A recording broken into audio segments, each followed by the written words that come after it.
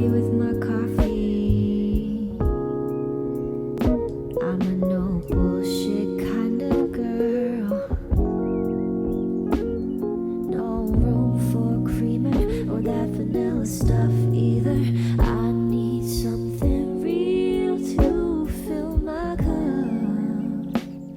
But when I saw you at the counter. Hi, welcome back to my channel. My name is Isabel, and today we're doing the September wrap-up. I need to confess, I was a very bad reader this month. But it's just this incessant heat. I can't function during summer months. Hot days are the worst days ever for me and my concentration levels. I'm just so upset all the time that I have no patience for following up a story or anything like that. So I felt like I could have read more this month. However, I have 4 book recommendations for you. The first book I read this month, The Overdue Life of Amy Byler by Kelly Harms. This novel follows Amy, a school librarian who is mother of 2 teenagers. Amy has been handling parenthood all on her own for 3 years now. Why? Well, because her husband freaking abandoned her and run away to Hong Kong out of nowhere. And with this premise, Kelly Harm makes us be a companion to Amy when her husband comes back. So this man wants to come back and be the father of his kids that he abandoned once again. And Amy needs to let go of them because she does want them to have a relationship with their father, and she wants to give him the benefit of the doubt. And like this awakens a lot of feelings within her because she felt like he abandoned her. She's wondering if he wants to come back with her, if she would have him back, and all of that. So because she's giving him this second chance and he wants to take the kids with him, now she has a lot of free time during summer vacations. Without her kids, she needs to rediscover who she is, and she goes to visit a friend in New York. We are in New York, we meet a guy, we see her work as a librarian with emphasis on wanting kids to read more. And to be honest, I felt like this book tried to accomplish a lot. We had the plot with the father of her kids, we have the plot of the school, we have the plot of her friend and like the magazine that she works for, we have her mom Springer when she's gets like this makeup and new clothes and trying new things in New York. She meets this guy and she goes on for a lot of dates, and I felt like it was a lot to. And then the ending, I felt like it brought us an unnecessarily stress and plot twist with her daughter. I don't know, it felt like a lot. I felt like it had a lot of potential though. So I give it a 3.5 because even though it was enjoyable, sometimes I felt like it was too much. Although 0.5 of the rating, you can see that you can't give 3.5 in Goodreads. That's why it's a 3. But in my mind, the 0.5 is because of all the food writing. A lot of people doesn't know about this, but food writing is an entirely genre and it's difficult to accomplish. But Kelly Harms definitely knows New York food. I'm pretty sure she lives there, and all the food descriptions and the restaurants made me want to go back to New York so bad. So if you want to read a fun book, if you're a mom, maybe this will be appealing to you because it deals with a lot of topics about motherhood and identity. And if you're just there for the ride and you want to read about some good food, I recommend it to you. Number 2 is the only book I have in physical form. It is The Girl Who Reads on the Metro by Kristin Féret-Fleury. I probably mispronounced this because this is French and I don't know anything about French.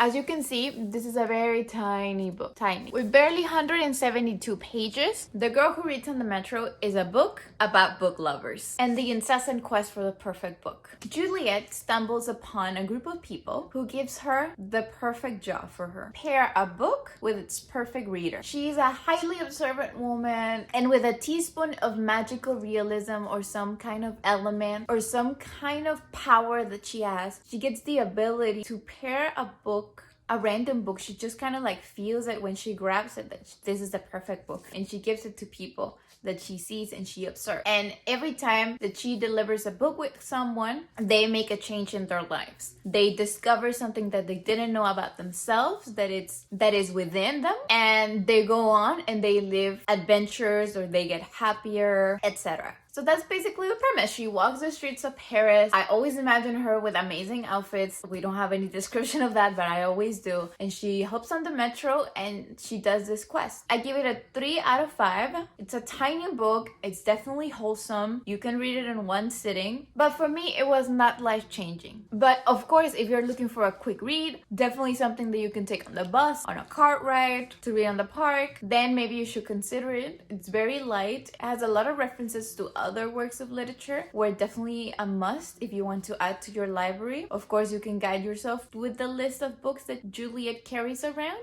and I recommend it. Then, as you can see, those are very small books. And I took a break from reading like for 2 weeks or something like that because I became obsessed with knitting.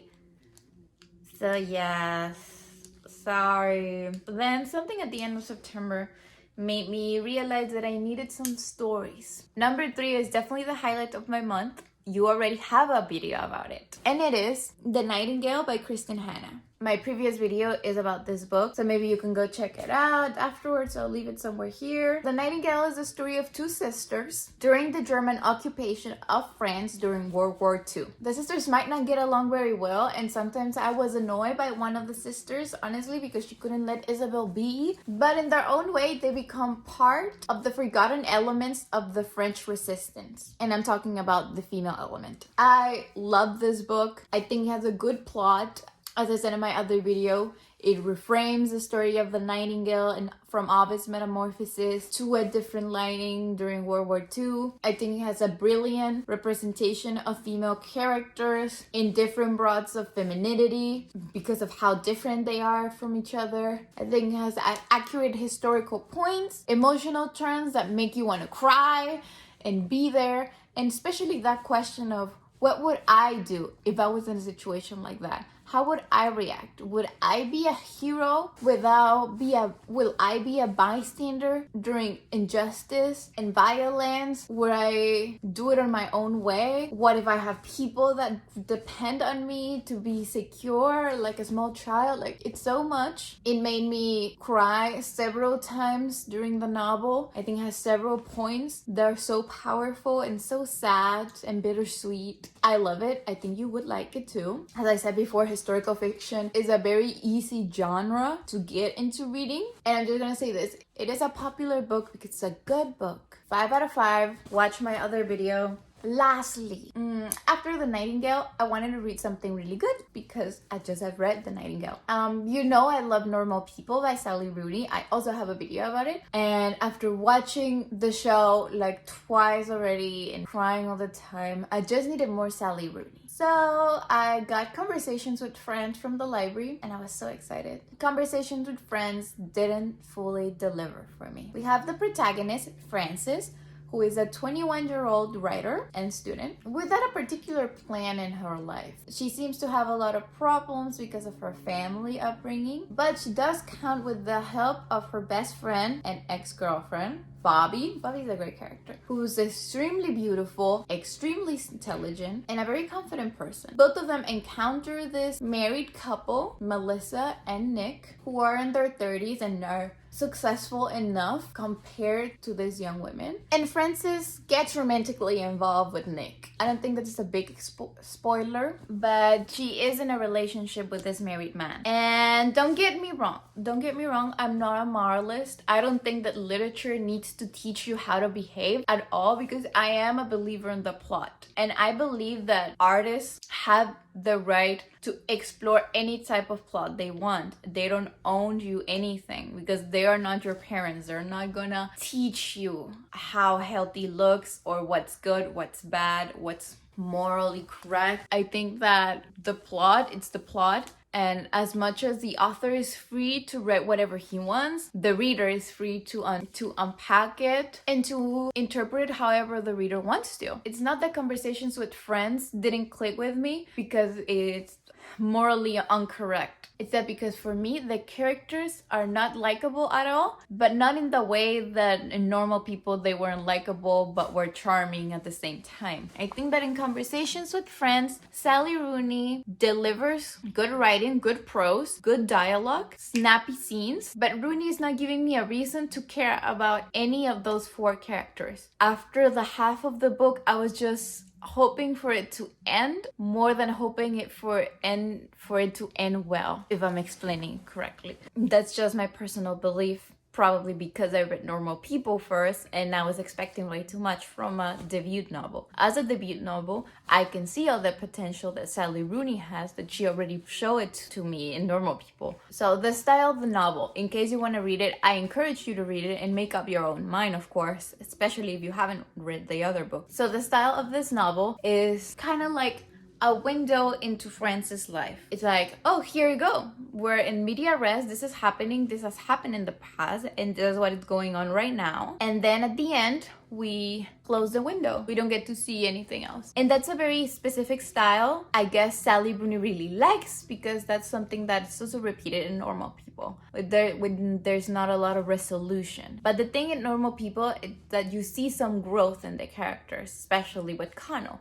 And in Conversations with Friends, I didn't see any growth within any of them. As I said, after reading Normal People, I expected more, but as a first novel by a very young writer, I think it's a win. It showcases what Sally Rooney can do. The tempo is spot on, the dialogue is brilliant. It's just the character and the plot itself that didn't click with me very well. At the same time, I felt like there was a lot of things that came up being irrelevant that could have been more relevant. I'll give Conversations with Friends 3 out of 5, just because I see the potential and the aspects that I mentioned that I like a lot. If you're looking for one or the other, and if you want to read some Sally Rooney but you don't want to read both, or you can only read one at a time right now, I would recommend Normal People. The month didn't end up as high as I thought it was going to end up, and it's okay. Not every month is perfect. We definitely had some good time there. Oh well, right? C'est la vie. But as usual, let me know if you have read any of these books or if you're planning to reading on them. You can follow me on all my social media down below. And I'm sorry for the outside noise. I live in an apartment and I hate my neighbors. So bye. But yes, keep reading. I'll see you next week. You can follow me on my Goodreads so you can see what the books I'm reading. As I said, my name is Isabel. Thank you so much for watching my video. Bye.